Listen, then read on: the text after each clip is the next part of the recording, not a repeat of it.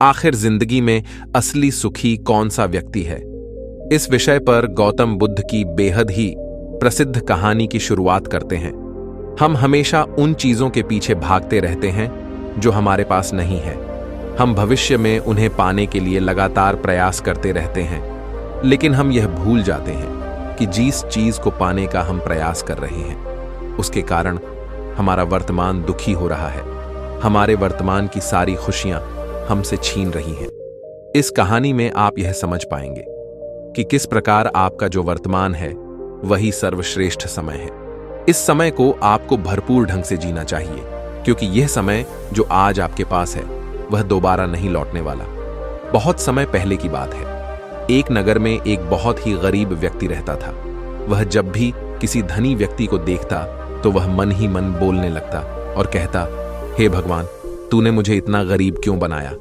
इन अमीर व्यक्तियों को देखो, ये लोग कैसे ढंग से खेल रहे हैं, जीवन का आनंद ले रहे हैं, और एक मैं हूं जो हर रोज एक एक पैसे के लिए तरस जाता हूं। मेरे पास तो फूटी कौड़ी तक नहीं है और यह लोग पैसे बर्बाद कर रहे हैं। हे भगवान, मुझे भी अमीर बना दे। एक दिन वह व्यक्ति इसी तरह बोल रहा था, तभी उसके पास से एक बौद्ध भिक्षु गुजर रहे थे। उन भिक्षु ने उस गरीब व्यक्ति की सारी बातें सुन ली और तभी वह बौद्ध भिक्षु उस व्यक्ति से कहते हैं, क्या बात है भंते, तुम इतने परेशान क्यों हो? तुम इतने दुखी क्यों लग रहे हो? क्या कोई तकलीफ है तुम्हें?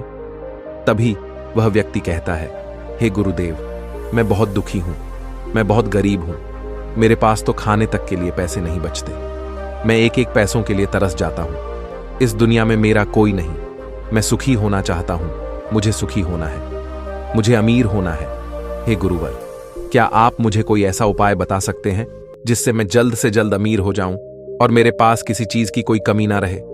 उस व्यक्ति की यह बात सुनकर उन बौद्ध भिक्षु ने उस व्यक्ति की तरफ ध्यान से देखा और फिर उस व्यक्ति को कहते हैं, भंते, तू मेरे साथ चल।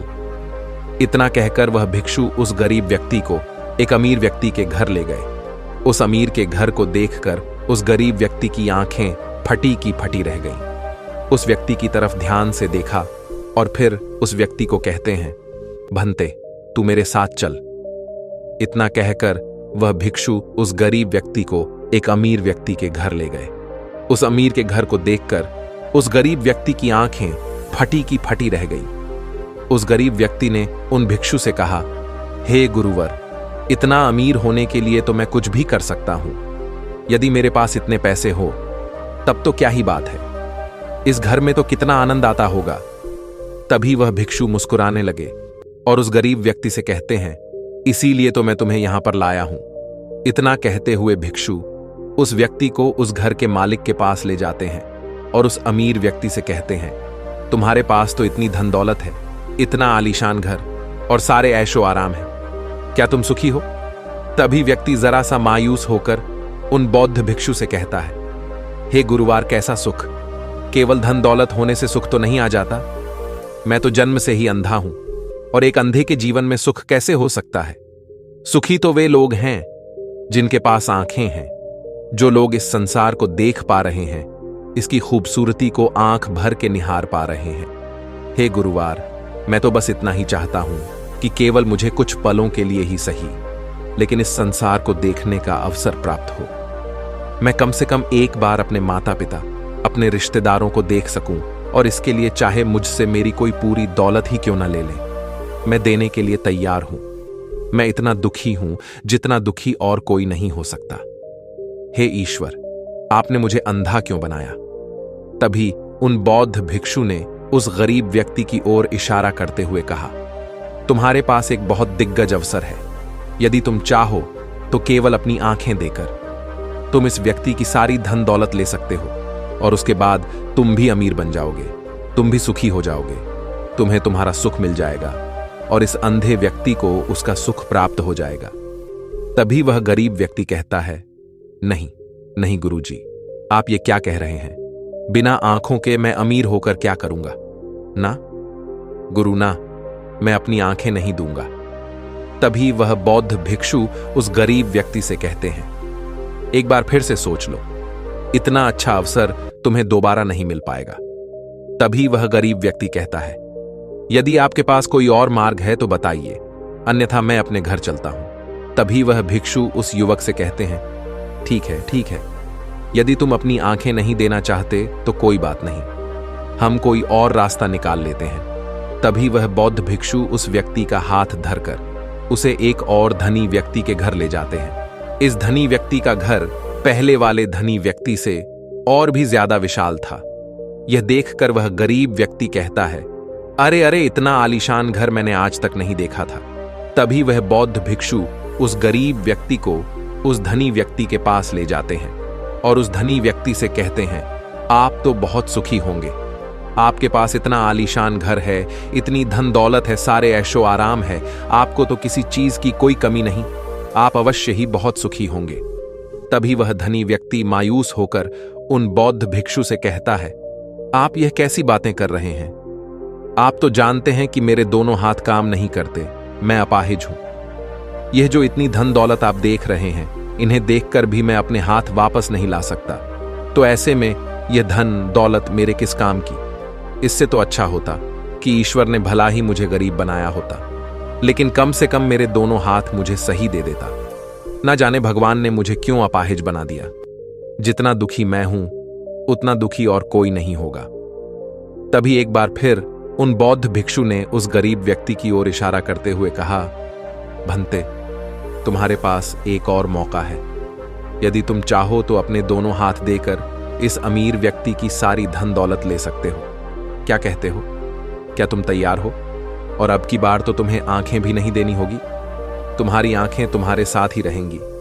तभी वह गरीब व्यक्ति उन बौद्ध भिक्षु से कहता है, अरे महाराज, आप ये क्या कह रहे हैं?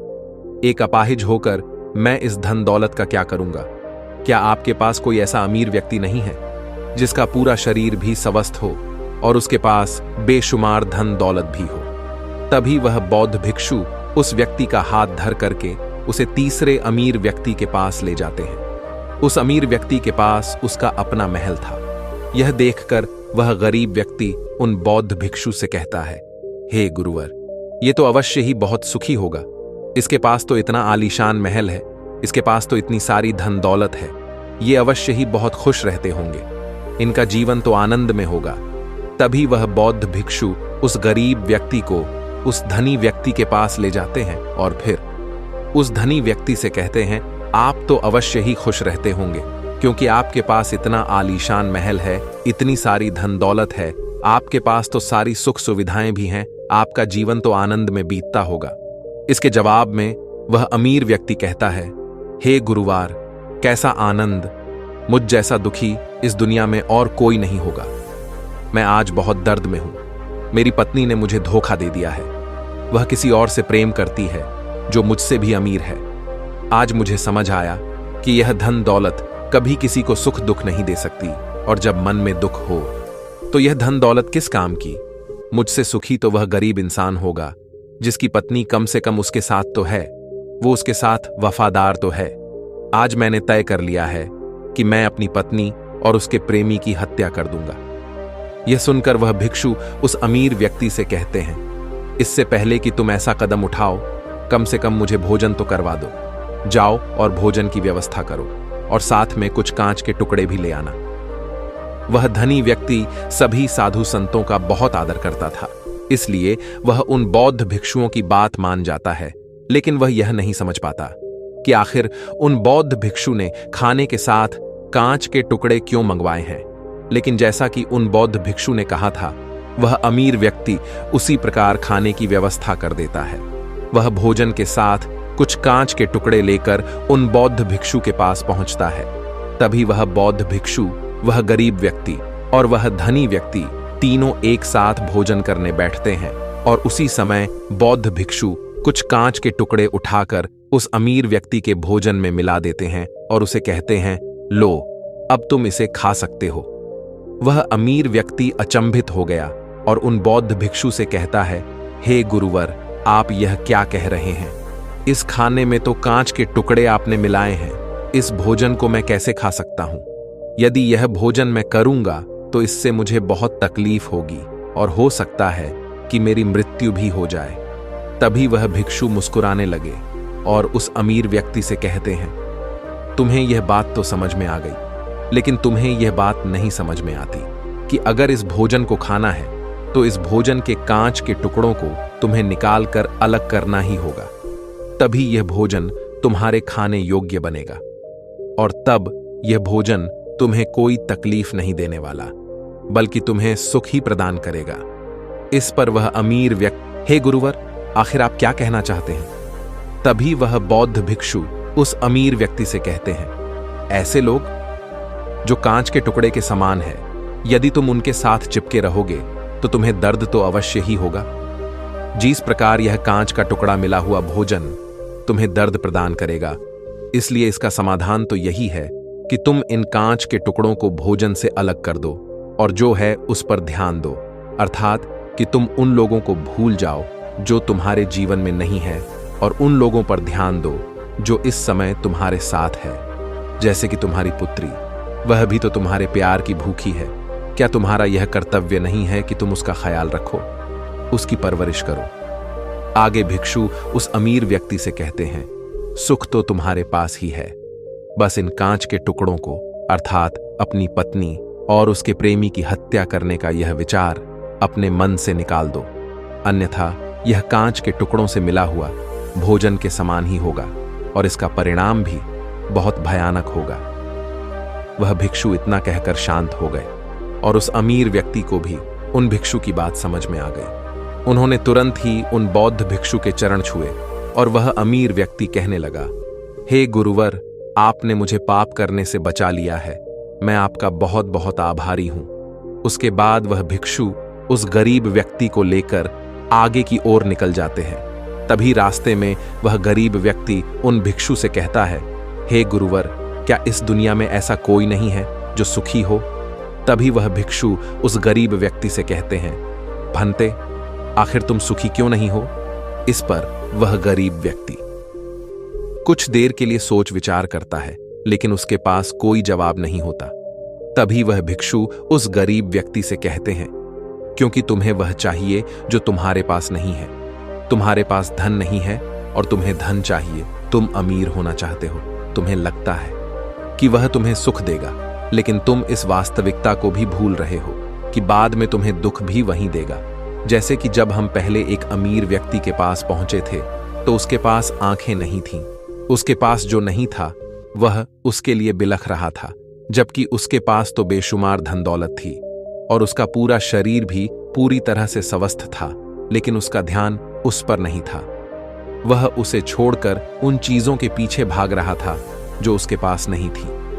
इसी तरह से दूसरे अमीर व्यक्ति के पास आंखें थीं, धन दौलत भी थी, लेकिन हाथ नहीं थे।